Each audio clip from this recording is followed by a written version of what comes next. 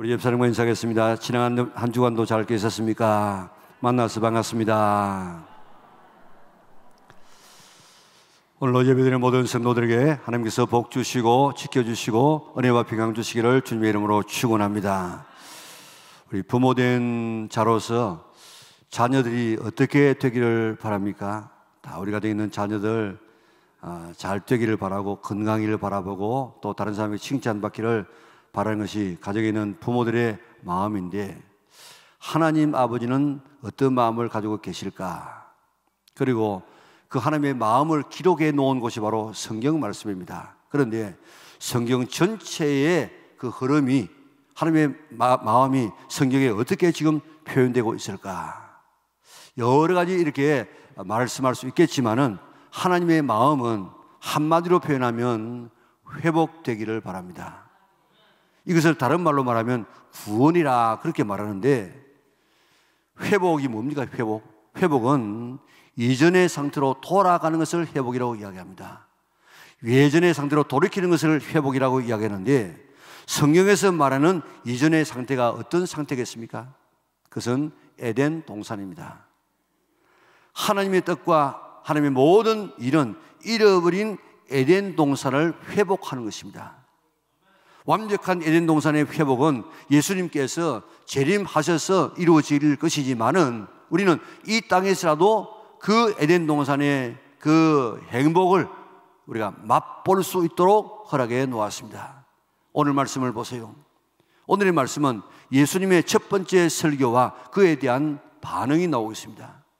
예수님께서 유대 사역을 마치시고 갈릴리 지방 가버나움 지역에서 사역을 하시다가 많은 기적도 행했습니다. 그리고 예수님의 고향인 나사렛에 가셨는데 때가 안식일이었습니다. 유대인들은 안식일이 되어지면 회당에서 기도도 하고 성경 말씀도 읽고 또 설교도 들었습니다.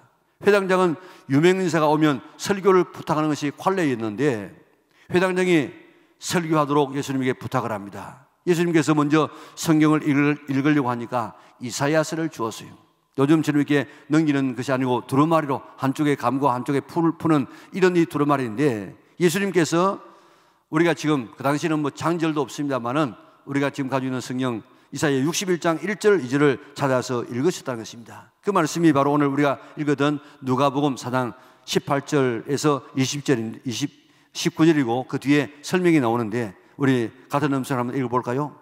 주의 성령이 내게 임하셨으니 이는 가난한 자에게 복음을 전하게 하시려고 내게 기름을 부으시고 나를 보내사 포로된 자에게 자유를, 눈먼 자에게 다시 보게 함을 전파하며 눌린 자를 자유롭게 하고 주의 은혜의 해를 전파하게 하려 하심이라 하였더라.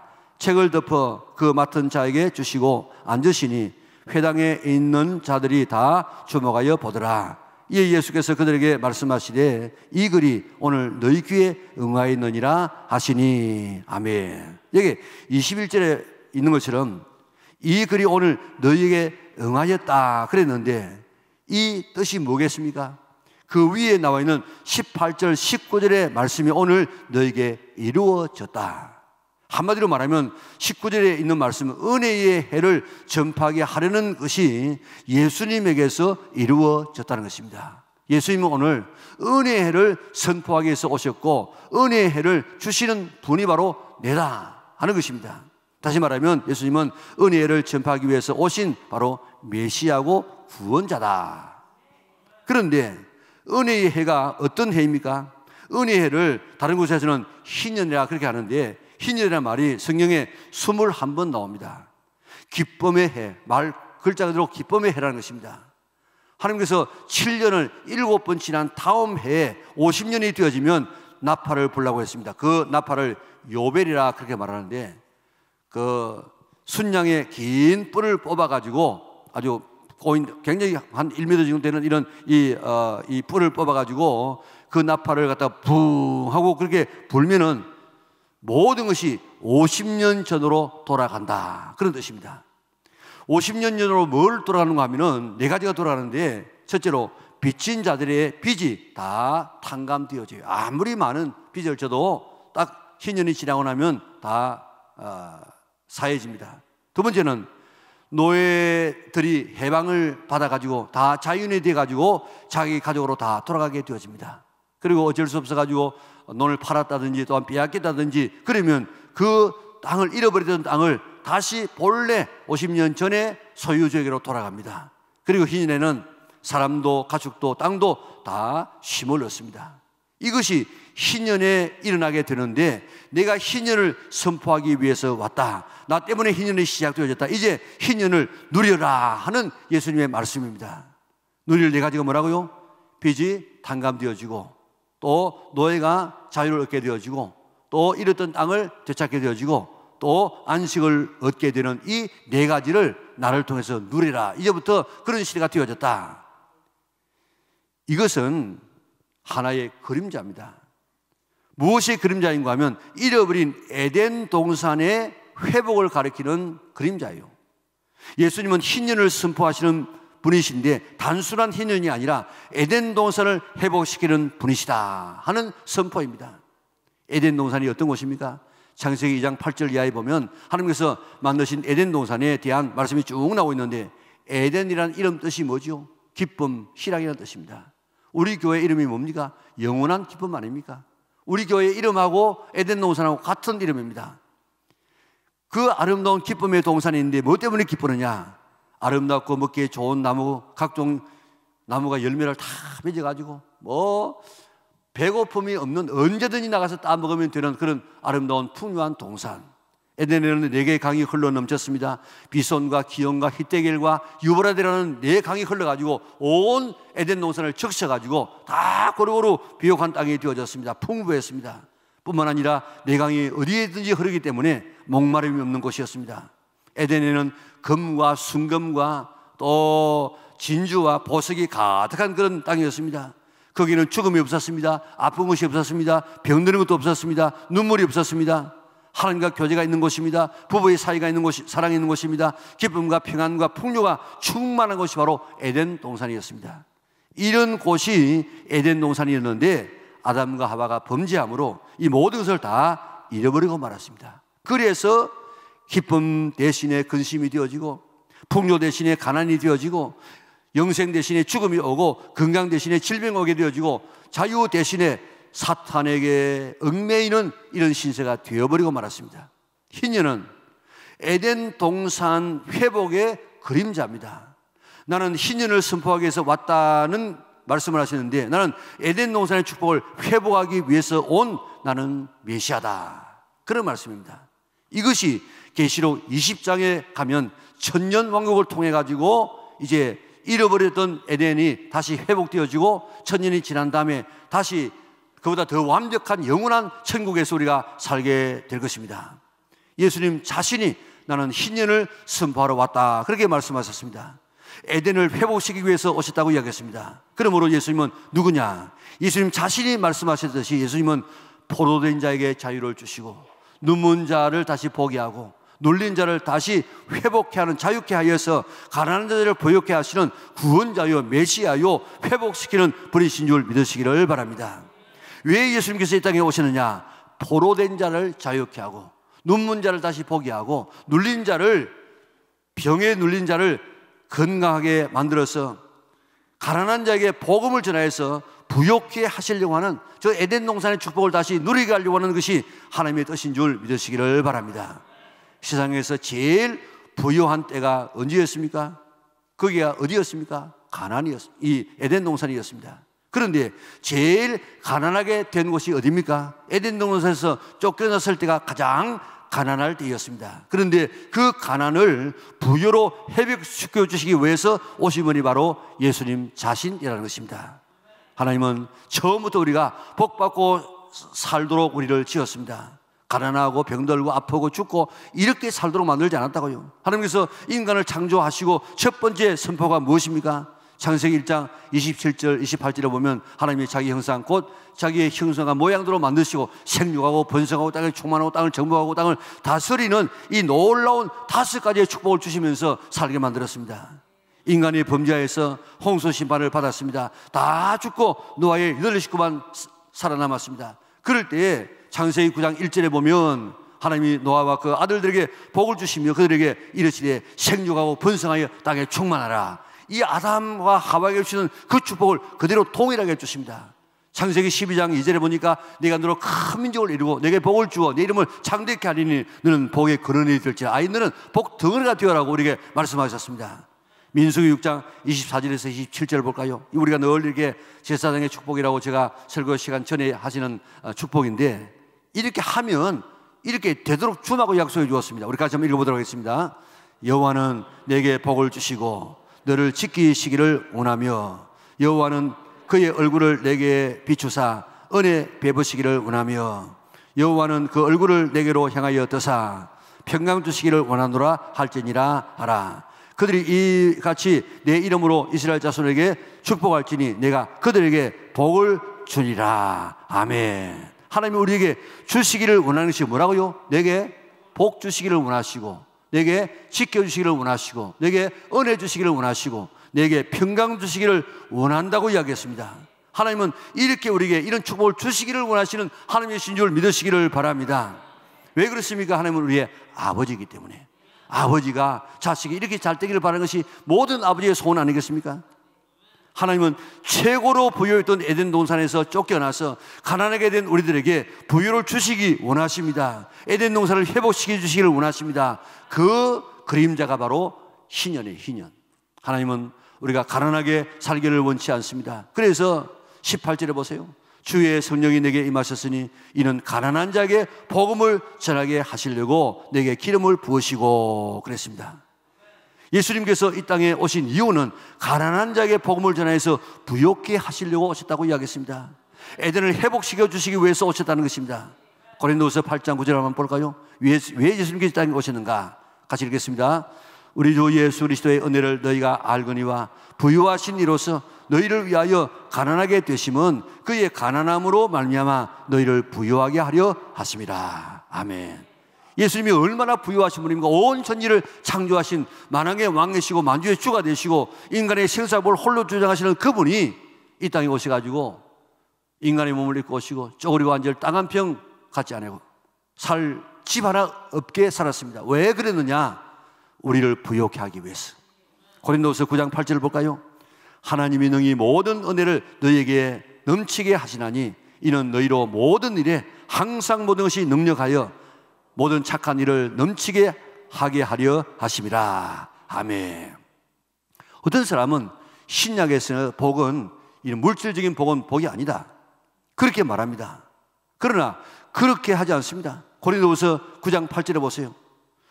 우리가 너희로 모든 일에 항상 모든 일에 뭐요? 넉넉하여. 우리가 넉넉하기를 바라는 넉넉하기를. 왜 넉넉하기를 바랍니까? 모든 착한 일을 넘치게 하게 하려 하심이라. 착한 일을 넘치도록 하게 하기 위하여서 오늘 우리에게 넉넉함을 주신다는 것입니다. 저 선교사들이 와가지고 그 미국에 그런 이 넉넉함 있었기 때문에 이곳까지 와가지고 그저 연세대학을 만들고 세번안선을 만들고 또 그게 뭐 이화학당을 만들고 그랬지. 돈 없어 보세요 와가지고 그 어떻게 그런 일을 했겠습니까? 그러면 오늘 어떻게 한국에 이런 복음화가 이렇게 빨리 되었겠습니까? 하나님께서는 주어가지고 그것을 통해가지고 넘치게 만들어서 넉넉하게 주신 이유는 착한 일을 넘치게 하도록 하기 위해서 우리에게 주신다고 약속해 주었습니다. 옛날에는 동양이 문명의 발상지였고 문화와 경제의 중심지였습니다.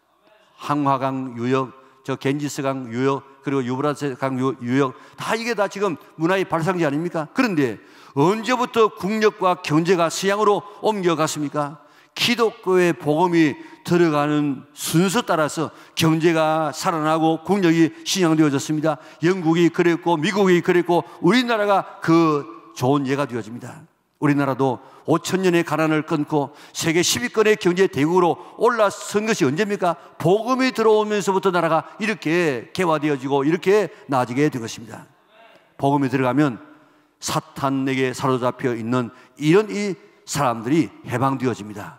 그리고 눈이 열려집니다. 인지가 발달되어집니다. 귀신에게 사로잡혀서 있던 사람들이 다 귀신이 떠나가게 되어집니다. 그렇게 하게 되어지면 가난이 물러갑니다. 말씀대로 살면 부유하게 되어지고 선한 일을 넘치게 할 수 있는 줄 믿으시기를 바랍니다. 여기서 가난한 자가 부유하게 된다는 이 말은 단순히 부유하게만 된다, 돈에 관한 이야기만 아닙니다. 물질에 있어서 자유자가 되어진다, 그런 말도 되어집니다. 바울이 말하는 것처럼 나는 빈 부에도 다 취할 수 있다. 가난해도 또한 부에도 언제든지 나는 그들 물질을 초월해서 살아갈 수 있다. 이게 바로 물질에 대한 자유고 오늘 본문에서 이 말씀도 포함되고 있습니다. 왜 하나님께서 우리가 가난에서 벗어나서 부유하게 되기를 원하십니까? 우리의 행복을 위해서, 우리가 복되게 살고 그리고 또 선한 사업에 많이 우리가 헌신하도록 하기 위하여서 오늘 우리에게 이런 부유를 주마고 약속해 주었습니다. 예수님을 영접하여서 이 축복을 받아 누리는 우리 연락에 온 성도들 될 수 있기를 바랍니다. 왜 가난하게 됩니까? 왜 가난하게 되죠? 하나님을 떠나서 사탄의 포로가 되기 때문입니다. 눈이 멀어져서 인지가 지금 발달되지 않기 때문입니다. 귀신에게 눌려가지고 질병에 시달리기 때문입니다. 왜 부유했던 아담과 하와가 가난하게 되었습니까? 사탄에게 포로가 되어집니다. 그래서 사탄의 말을 믿고 하나님의 말씀을 믿지 아니하고 사탄의 포로가 되어져서 선악과를 다 먹음으로 그 풍요로운 에덴 동산을 다 잃어버리고 말았습니다. 오늘도 가난하게 되는 사람들 가만히 한번 보세요. 사탄에게 포로가 되어지면 가난하게 되어집니다. 술의 포로가 되어지고 도박의 포로가 되어지고 또 음란의 포로가 되어지고 쾌락의 포로가 되어지고 돈의 포로가 되어지고 마약의 포로가 되어지고 먹는 것의 포로가 되어지고 취미의 포로가 되어지고 게으름의 포로가 되어지면 결국 그 사람은 그 경제가 가난하게 된다고요. 눈이 멀면 가난이 찾아옵니다. 하마 보세요. 하나님과 사탄이 잘 구별 안 되죠. 사탄이 말하는 대로 하면 어떻게 되는지 눈이 가리워졌습니다. 정령 죽으려고 했는데 따먹으면 지롭게 할 만큼 탐스러워 보였습니다. 눈이 멀면 하나님 안 섬기고 우상을 섬깁니다. 인도 같은 나라, 그 나라에 오면 그 한 도심을 갖다가 소가 다니면서 그 소 지나가고 난 다음에 차를 지나가게 만드는데 소는 피둥피둥 살이 쪄 있고 그 인도 사람들은 빼짝 말라가지고 그렇게 있는 모습을 봅니다. 그게 무지라, 무지. 뱀을 신으로 섬기는 사람 무지입니다. 귀신에게 끌려다닙니다. 영 안에 다치면 우리의 치안도 다칩니다. 무지하게 됩니다. 그러면 가난하게 되어집니다. 이게 과거의 우리나라의 모습이었습니다.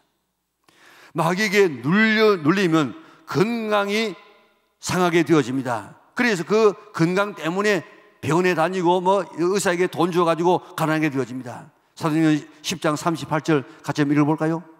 하나님이 나사렛 예수에게 성령과 능력을 기름 붓듯 하셨음에 그가 두루 다니시며 선한 일을 행하시고 마귀에게 눌린 모든 사람을 어떻게 해요? 고치셨으니 이는 하나님이 함께 하셨습니다. 아멘. 마귀가 우리의 몸을 눌려 그러면 병들게 됩니다. 그러면 경제적으로 가난하게 된다고요. 혈류병 던 여인 보세요. 12해 동안에 혈류병에 시달리니까 그가 가진 모든 돈들을 다 허비했습니다. 찾아갈 의사도 없지만은 이제 줄 돈도 없어졌습니다. 그러나 예수님께서 그의 질병을 고쳐주심으로 그 인생이 달라져서 나중에는 성베로니가 되지 않습니까? 사탄은 우리를 더러운 곳에 포로가 되게 하십니다.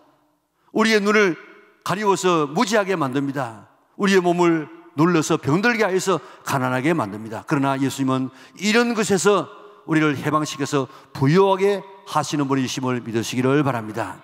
예수님은 에덴 동산의 그 부요를 회복시키기 위해서 이 땅에 오신 분입니다. 왜 그렇습니까?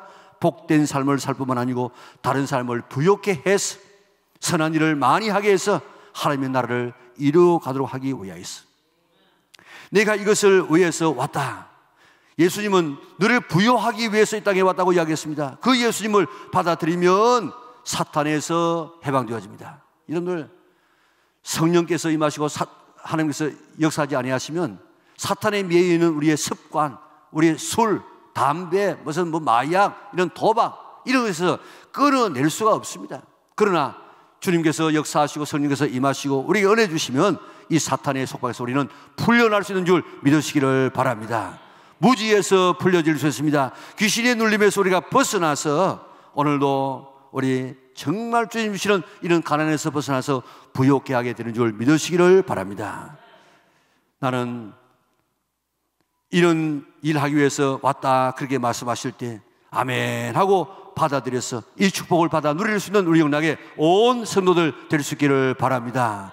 이 축복을 누릴 수 있기를 바랍니다. 이것 누리면서 살아가는 이것이 오늘 예수님을 잘 믿는 것입니다. 그런데 나사렛 사람들 좀 보세요. 예수님께서 유대 지방에서 사역하시다가 갈릴리 가버나움에서 사역하시고 기적을 많이 행하셨습니다. 그러니 그 소문이 나사렛 얼마 멀지 않은데 거기까지 다 들렸어요. 그리고 16절에 보니까 고향인 나사렛에서 오셨는데 예수님께서 사역을 하시기 위해서 떠난 지 한 1년쯤 되어졌어요. 그동안에 하신 사역 때문에 동네 사람들이 환영을 했습니다. 소문 듣고 환영을 합니다. 즐겁게 맞았습니다. 안식일이 되었습니다. 회당에서 성경을 읽으시고 내가 누구인가를 말씀하십니다. 나는 신년을 선포하는 나는 메시아다. 오늘 메시아 사역을 가지고 왔다. 그러니까 나사렛 사람들의 반응 보세요. 22절에 보니까 이 사람이 요셉의 아들이 아니냐. 그런데 지가 메시아라고 그러면서 수긍한다고요. 지금 요셉의 아들인데 우리하고 같이 자랐는데 지가 무슨 메시아냐? 이러면서 이제 불평하며 수긍거리는데 23절에 보니까 가버나움에서 행했던 이적을 여기서도 행해보지. 이런 기대를 가지고 지금 예수님을 바라보는데 기적은 행하지 아니하고 뭐라고 하면 나는 메시아다. 그런 겁니다. 그러니까 23절에 보면 예수님께서 그런 마음을 아시고 이야기합니다. 당신들이 지금 나를 갖다가 이렇게 배척하고 있지만은 선지자가 자기 고향에 외에서 환영받지 못하는 것이 없다. 고향에서는 다 배척받았다. 그리고 여러분들이 지금 유대인이라고 말하고 있지만은 그러나 26절, 27절에 보면 당신들은 이방인보다도 더 못한 그런 신앙을 가지고 있다. 왜냐하면 엘리야 시대에 그 흉년 때에 이방인인 사렙다 여인만이 3년 6개월 동안에 하나님의 그런 공개를 받았지 누가 이스라엘 백성 가운데 그런 공개받은 사람이 있냐? 그러니까 훨씬 더 하나님의 사랑을 많이 받는다. 그리고 엘리사 시대에는 그 많은 나환자들이 있었지만은 시리아에 있는 나만만이 남을 입었지 어디에 너희 이스라엘 나라에 어디에 나병한 자 낳은 사람 있냐? 그러니까 너희들은 잘 믿는다고 하고 있지만은 너희들은 이방인들보다 더 못해. 이렇게 합니다. 이스라엘 백성들이 제일 싫어하는 사람이 이방인이에요. 걔보다도 더 못하게 취급하는데 그 사람을 자기보다도 더 낫다고 이야기하니까 28절에 보면 그 말씀을 듣던 나사렛 사람들이 크게 화가 나서 일어났습니다. 예수님을 동네 밖으로 쫓아냈습니다. 낭떠러지를 끌고 가가지고 밀어버려서 죽이려고 했습니다. 자 보세요. 예수님은 네가 희년을 선포하기 위해서 왔다. 잃어버린 하나님의 축복을 회복시키기 위해서 왔다. 그 증거로 수많은 기적들을 행하셨습니다. 그대로 받아들이면 희년의 복을 받을 수가 있었습니다. 가난한 자가 부유하게 될 수 있었습니다.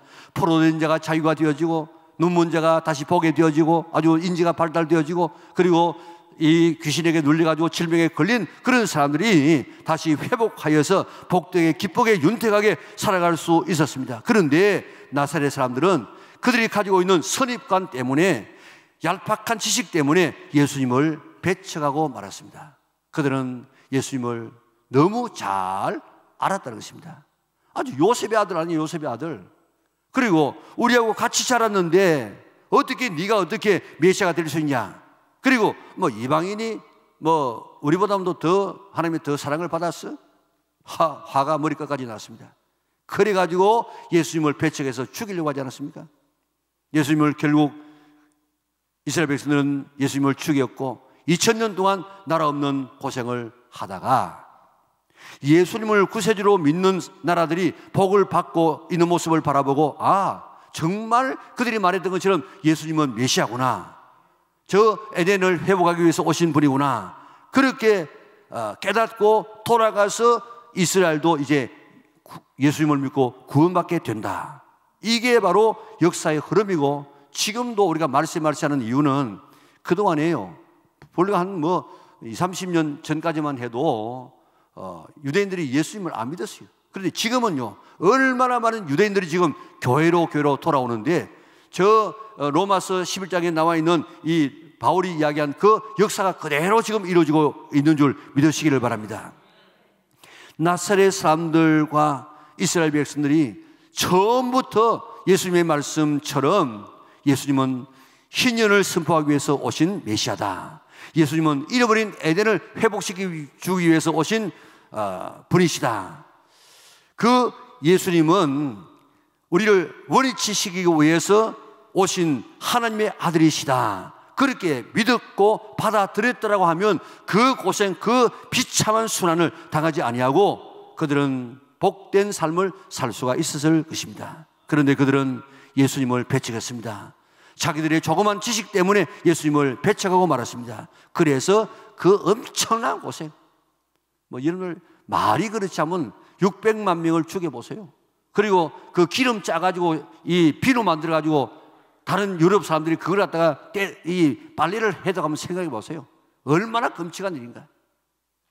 지금도 마찬가지입니다. 오늘의 말씀을 자꾸 영적으로만 생각하려는 이런 사람들이 물질적인 복은 복이 아니다. 그러면서 기복신앙이다, 번영신앙이다, 매도하는 이런 사람들이 있는데, 물론 이게 영적인 부분도 있습니다. 그러나 기본적으로는 물질적인 면을 강조하고 있습니다. 하나님은 우리의 아버지이기 때문에 우리가 가난에 시달리지 아니하고 고생하지 아니하고 희년의 축복을 받고 저 에덴 동산의 복을 누리며 살기를 바라는 것이 우리 하나님 아버지의 뜻인 줄 믿으시기를 바랍니다. 사람들이 하나님을 떠나서 사탄에게 종노릇 했습니다. 눈이 어두워졌습니다. 귀신에게 눌려서 병에 시달렸습니다. 그래서 가난하게 된 우리를 해방시켜서 복되게 하고 남에게 나누어 주고 선한 사업에 부여하게 하시려는 이런 하나님의 뜻을 그대로 받아들이면 에덴의 축복을, 희년의 축복을 우리가 누릴 수가 있습니다. 가난해서 부유하게 할 수 있습니다. 남에게 나눠주며 살아갈 수 있는 줄 믿으시기를 바랍니다. 복의 근원이 될 수가 있습니다. 그러나 나사렛 사람들처럼 누리지 못하는 자가 있습니다. 이 복음을 거부하게 되어지면 이 축복을 누릴 수가 없어요. 제발 예수님을 모셔서 이 복을 누리는 성도들 될 수 있기를 바랍니다. 예수님 모셔서 사탄의 포로에서 자유하고 영안이 열려지고 요한도 열려지고 지안도 열려져서 무지에서 벗어나고 귀신에게 눌려서 건강을 잃어버리던 자가 건강해서 주님 주시는 이런 부요의 복을 받아 누릴 수 있는 우리 영락에 온 성도들 될 수 있기를 바랍니다. 이 진리를 머리로만 생각하지 말고 지식으로만 받아들이지 말고 오늘 이 놀라운 축복을 누릴 수 있는 성도들 되시기를 바랍니다. 라이언 일병이라고는 구하기라는 참 좋은 그런 영화가 있지 않습니까? 한번 아직도 보지 못한 분들은 한번 보시기 바랍니다. 라이언 가에 아버지가 죽고 어머니가 4아들을 키웠습니다. 그런데 2차 대전이 발발했습니다. 4명의 아들이 다 지금 전투에 투입되어졌습니다. 그런데 3명의 아들은 이미 죽었습니다. 그런데 4번째 이 아들 라이언 이 일병은 지금 포위되어 가지고 언제 죽을지를 모르는 이런 처지에 처했습니다. 루즈벨트 대통령이 강요회의를 하면서 이 사실을 알고 아들 4명인데 다 죽으면 어떡하겠냐. 그러니까 한 아들이라도 우리가 살려줘야 되겠다. 그래가지고 이제 회의를 해서 밀러 데이를 인도자로 하는 8명의 특공대를 만들어가지고 너 꼭 포위되어 있는 라이언 일병을 구해오너라. 그래가지고 보냈습니다. 그 적진에 포위되어 있는 라이언 일병을 만나기가 얼마나 힘들겠습니까? 이렇게 가고 또 찾다가 그저 7명은 다 죽습니다. 한 명 구하기 위해서 가다가 마지막에 이제 라이언 일병을 구합니다. 이제 찾아냅니다. 그런데 그만 이 밀러 데이가 총에 맞아서 죽어갑니다. 그러면서 이야기합니다.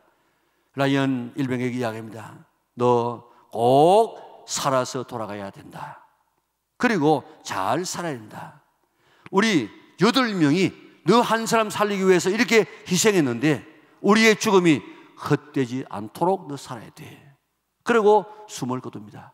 그리고 이 라이언 일병은 그 죽음 같은 그 적진을 뚫고 나와서 이제 살았습니다. 어머니 품에 안겼습니다. 결혼도 했습니다. 자식도 낳았습니다. 노년이 되어졌습니다. 그 마지막 장면은 그것입니다. 밀러 데이의 그 무덤 앞에 가서 자기 온 가족들과 함께 이야기합니다. 대인님이 말씀했던 것처럼 살아서 가야 한다. 잘 살아다오. 우리의 죽음이 헛되지 않는 죽음이 되도록 네가 잘 살아야 돼 하는 그 말씀을 하루도 잊지 않고 살았습니다. 대위님의 그 희생이 헛되지 않게 살려고 내가 노력했습니다. 내가 이만큼 살았으면 헛되지 않았지요. 그렇게 그는 고백한다고요. 우리 주님께서 이 땅에 오시고 십자가에서 죽으시면서 주님께서는 우리의 모든 사탄의 이런 이 앞질을 다 풀어서 해방시켜 주시고, 우리의 눈을 열어서 무지를 다 물리쳐 주시고, 우리 질병에 걸리는 우리를 주님께서 다 우리 건져서 건강하게 만들어 주시고, 그리고 주님께서 이야기했습니다. 이제 꼭 천국에 가야 돼. 살아서 천국에 가야 돼. 그리고 내가 너희를 위해서 죽은 이 죽음이, 그 희생이 헛되지 않도록 살아야 돼. 잘 살아야 돼. 우리에게 지금 말씀하고 있습니다. 에덴을 회복하는 것입니다. 희진의 축복을 우리가 누리면서 살아야 되는 것이 우리의 사명인 줄 믿으시기를 바랍니다. 오늘 우리는 그 주님의 기대에 어긋나지 아니하게 오늘 내가 살고 있는가? 그저 예수 믿어가지고 겨우 천국에 가는 그런 사람 되지 말고, 이 땅에서 주님 주시는 분복을 받아 누리면서 다른 쪽에 나눠주고 하나님 나라를 더욱더 확장시키며 나갈 수 있는 우리 영락의 온 성도들, 그러다가 주님 앞에 넉넉하게 설 수 있는 우리 영락의 온 성도들 될 수 있기를 주님의 이름으로 축원합니다.